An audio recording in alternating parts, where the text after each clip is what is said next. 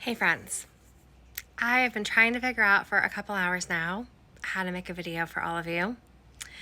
And I'm going through my stages of grief. I've gone through denial. I've been in sadness for a while now. I'm sort of hovering in that arena somewhere between denial and sadness. There's been some bargaining as well. But I want to come here and do what I do, which is tell you a story and end with a hopeful message.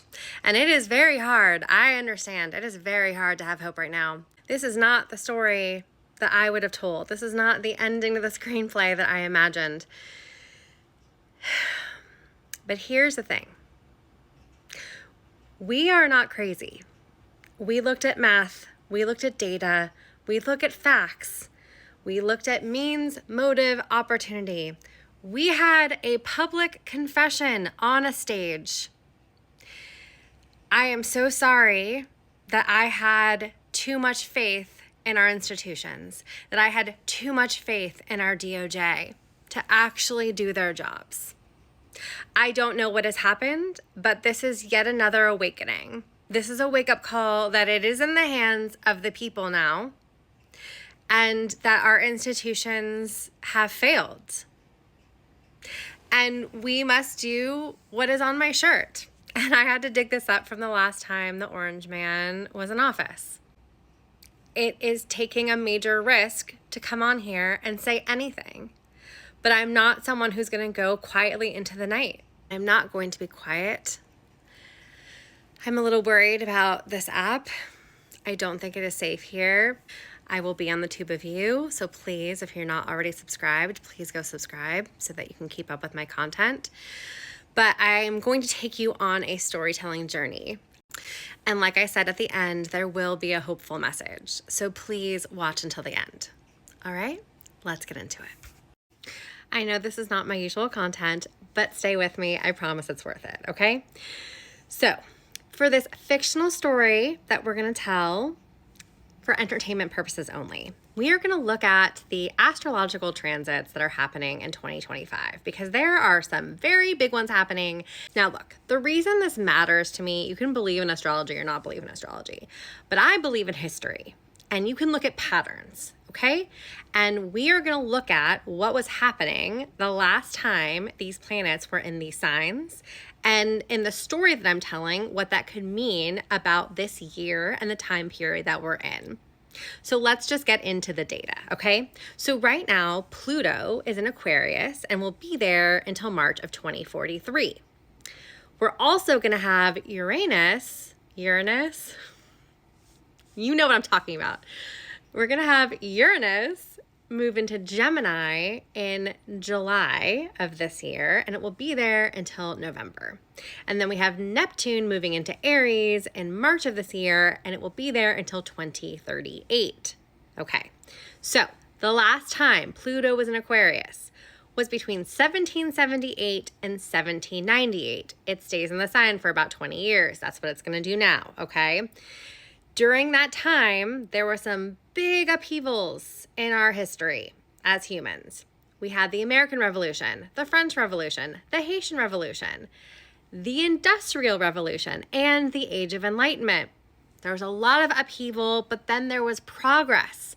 There was a major shift that created a lot of advances, both I think as a collective, we up-leveled and we gained a lot of new technological advancements as well. The last time Pluto was in Aquarius at the same time as Uranus was in Gemini was the Revolutionary War. The same time that Uranus was in Gemini and Neptune was in Aries, we had the Civil War. The last time Uranus was in Gemini was WW2. And the last time all three of these planets were in these signs was 1532. What was happening then? Let's get into it. You can pause to read, but one of the major things that happened during that time was the Protestant Reformation.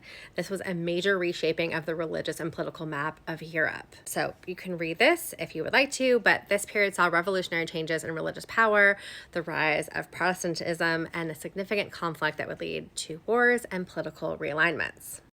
Now, we also had the scientific revolution. This was the dawn of science as we know it, which challenged medieval views of the cosmos, laid foundations for modern science. There was also political and regional revolts and upheaval. You can pause to read the above. It was also a time of global exploration and colonization. Not great, but that's what was happening. So, what do these three transits usually bring about? Pluto in Aquarius is associated with upheaval, transformation, power struggles in collective systems like religion and science and politics. Uranus in Gemini reflects innovation, intellectual breakthroughs, and the spread of revolutionary ideas. Neptune in Aries suggests idealism, a pioneering spirit often tied to conflicts and bold visions of change. So I went on a journey with ChatGPT and I fed all this information in there and I asked it if I was going to write a script about all of these transits happening in 2025 and what that could mean for us, what could that possibly look like in my fictional story that I was writing? And this is what I got.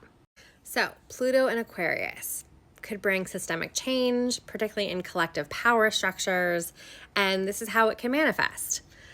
Technological revolutions in governance, uprising against inequality, revolutionary alliances. I would pause to read.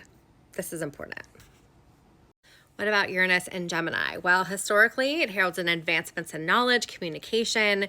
So in this year, it could bring about a revolutionary AI and quantum tech evolution. It could bring about new education models and also misinformation and propaganda wars. I think maybe a combination is what we're seeing right now with what's happening with where we are right this second. And then with Neptune in Aries, it's bold ideals and conflicts. We have radical ideologies and movements, conflicts of resources, which I think will come into play. There's also a spiritual awakening, and that's where I want to focus.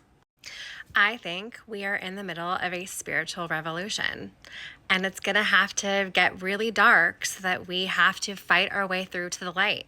There's a reason we all woke up at 4 a.m. There's a reason that this is going to be marked by the feminine rising. We are just at the beginning of this story.